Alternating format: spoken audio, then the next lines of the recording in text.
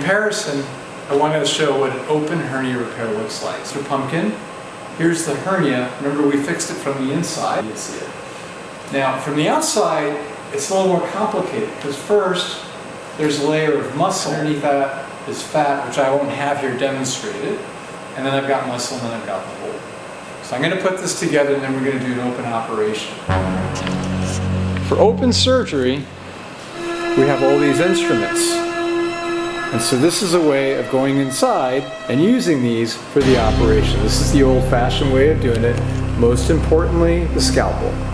Okay, so this is how an open hernia looks like. This is the patient now, this is Mr. Pumpkin. I showed how we have the skin and the underlying tissue. Hernia is right about here. I have anatomic landmarks that I know where my hernia is. So, an open hernia requires an incision.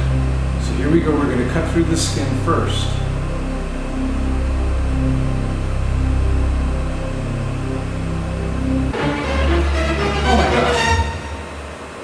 Oh my gosh, and it's bleeding too. That happens to an open surgery.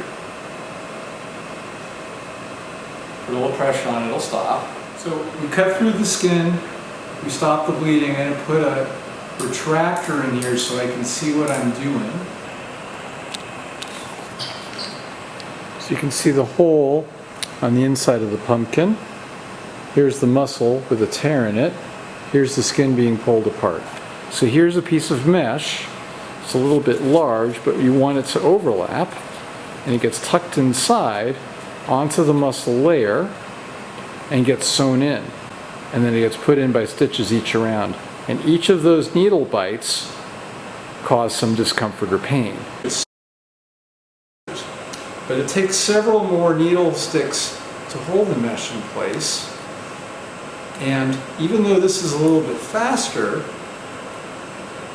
the difference here is every one of these needle pokes run the risk of impacting a nerve that runs on the outer layer here as we kind of go along. Alright, once this is completely sewn in, now the skin layer gets closed over the top.